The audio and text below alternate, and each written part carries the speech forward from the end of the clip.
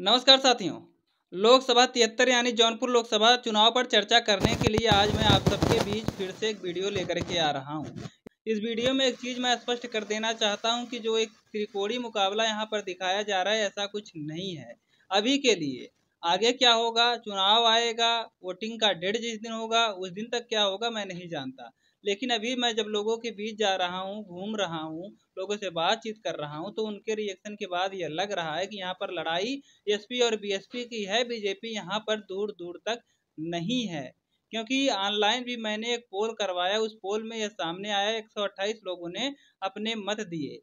128 लोगों की पहली पसंद की बात करें तो 60 वोट मिले हैं बाबू सिंह कुशवाहा को और बाकी मिले हैं बीएसपी को और 2 वोट मिले हैं बीजेपी को। इस बेस पर हम ये कह सकते हैं कि यहाँ पर लड़ाई सिर्फ एसपी और बीएसपी की है। और अब आ जाते हैं जाति समीकरण को जल्दी जल्दी समझ लेते हैं। एमवाई समीकरण की बात की जाए तो यहाँ पर मुस्लिमों की संख्या लगभग 2,21,000 से 25,000 के बीच है। यादवों की संख्या 2,25,000 से 35,000 के बीच है।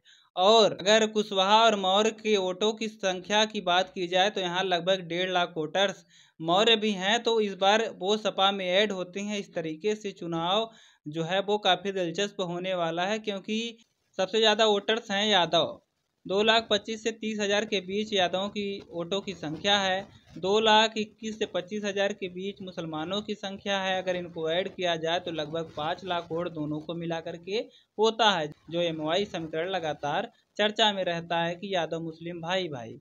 और जब इस बार कुशवाहा को टिकट दी है तो कुशवाहा की जो पैठ है वो अपने समाज में बहुत बेहतर है। जिस तरीके से बीजेपी में यही वोट शिफ्ट होता था, ठीक उसका उलट हो जाएगा। अब 80 से 90% वोट मौर्यों का सीधे सीधे जाएगा सपा की तरफ। 1.5 लाख वोटर्स हैं, अब ऐड कर लेते हैं 6,30,000 वोट जो हैं वो पूरी तरीके से समाजवादी पार्टी गोलाबंदी करके अपने पक्ष में करने की कोशिश करेगी।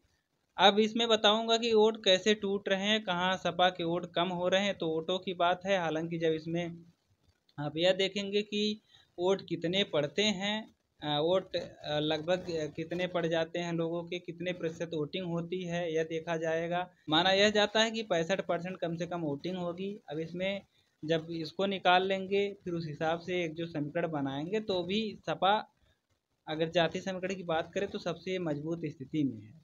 अब दूसरे प्रत्याशी की बात करते हैं जिनसे सीधी लड़ाई है बाबू सिंह कुशवाहा की श्रीकला सिंह से। अब श्रीकला की बात करें तो श्रीकला यहाँ पर लगभग 2,01,95,000 क्षत्रिय वोटर्स हैं।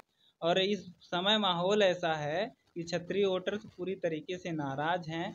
धनंजय सिंह सीधे तौर पर 50% कम से कम क्षत्रियों का वोट काटेंगे, यानी कि 2 लाख में से 1 लाख वोट हो गए धनंजय सिंह के। और अनुसूचित जाति के लोगों की वोटों की संख्या 2,85,000 से 95,000 के बीच है। ये कि मुसलमान जो वोटर्स हैं वो बिखरेंगे।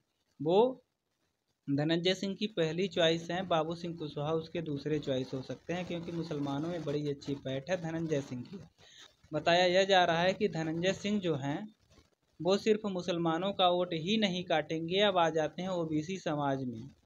ओबीसी समाज के वोटर की बात की जाए कि ओबीसी समाज का जो वोटर्स है, जिसमें निषाद वोटर्स काफ़ी संख्या में है और निषादों का 80% वोट पाते हैं, हमेशा हर वक्त पाते रहे हैं धनंजय सिंह। और चौरसिया जो एक समाज है जो पान की खेती बाड़ी करता है, पान की दुकानें चलाता है, तो चौरसिया समाज का भी वही हाल है। और ऐसे ओबीसी में और जो जातियां हैं जो पाल वगैरह हैं वो भी उनसे इन्फ्लुएंस होंगे।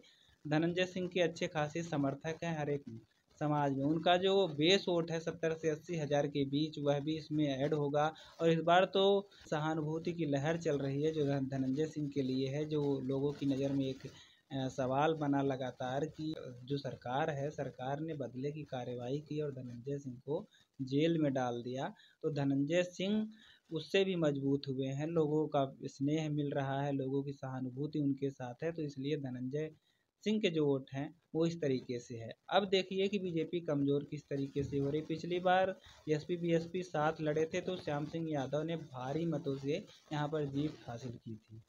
वहीं बीजेपी जो है वो उनका जो एक समीकरण है कि ब्राह्मण क्षत्रिय वोटर्स और साथ में ओबीसी गैर यादव, या ओबीसी में जो गैर यादव हैं वो बीजेपी को वोट करते हैं, लेकिन ओबीसी समाज भी इस बार काफ़ी नाराज़ है, राजपूत समाज भी नाराज़ है। इसलिए बीजेपी का जो समीकरण है वो थोड़ा सा कमज़ोर पड़ रहा है और बीजेपी यहाँ पर कमज़ोर दिख रही है, कमज़ोर दिख ही नहीं रही है। वास्तविक स्थिति यही है कि बीजेपी सच में जौनपुर में अभी कमज़ोर है।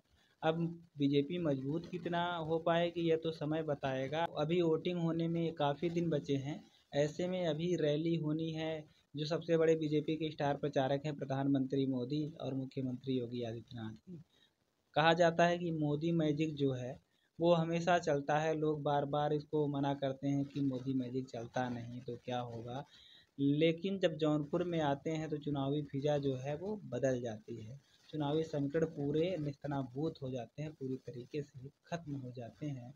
और मोदी जी की एक रैली मात्र से जो बीजेपी के टूटते वोटर्स होते हैं वो फिर से बीजेपी के साथ जुड़ जाते हैं। जो नाराज़गी रहती है नाराज़गी मिट जाती है। लेकिन क्या इस बार भी मोदी जी का जादू चलेगा यह तो चुनाव बताएगा। वास्तविक स्थिति हमने बताई, ग्राउंड रिपोर्टिंग जो हमने की उस बेस पर हमने आपको यह सूचना दी है। चलिए अभी हम लोगों के बीच जाएंगे, लोगों से बातचीत करेंगे, तो फिर कुछ वीडियो लेकर के आएंगे पब्लिक रिएक्शन का। उसके बाद और चीज़ें धीरे धीरे स्पष्ट हो पाएंगी कि कौन कितना मजबूत हो रहा है, चुनाव जैसे जैसे नज़दीक आ रहा है। चलिए मिलते हैं किसी और वीडियो में, लेते हैं आपसे विदा। जय हिंद।